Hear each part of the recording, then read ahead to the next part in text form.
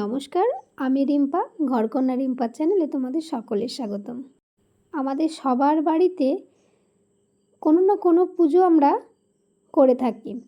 তো আমার বাড়িতে আমার কালী ঠাকুরের যেই প্রসাদ তৈরি হয়, মানে অন্নভোগ যে তৈরি হয়, সেটারই ভিডিও তোমাদের সামনে নিয়ে আসলাম।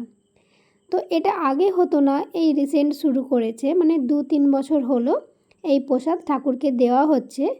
আমরা অন্যান্য কাজ করলেও এই প্রসাদ বানায় কিন্তু দিদিভাই, মানে আমার যা। তো এবারে ছিল দিদিভাইয়ের খুব শরীরটা খারাপ, তাই দিদিভাইয়ের মা মানে মাসিমণি তো এই সমস্ত প্রসাদগুলো বানিয়েছে। আমি সেই ভিডিও দেখালাম না, কারণ কারো পারমিশন ছাড়া তার ভিডিও করাটা যেমন অন্যায়, সেরকম দেখানোটাও অন্যায়। তো যেহেতু মাসিমণির কোনো রকম পারমিশন আমার নেওয়া নেই, সেই জন্য আমি মাসিমণিকে ভিডিওতে দেখাতে পারলাম না। শুধুমাত্র ঠাকুরের জন্য কি কি খাবার বানিয়েছে সেটাই দেখালাম।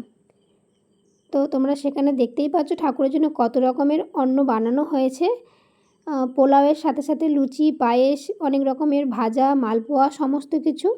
আর এটা ঠাকুরকে অর্পণ করা হয়েছে, দেখো। তো কারা কারা ঠাকুরকে এভাবে প্রসাদ চড়াও সেটা আমাকে কমেন্টে জানিও। দেখা হবে পরে অন্য একটা ভিডিওতে। টাটা।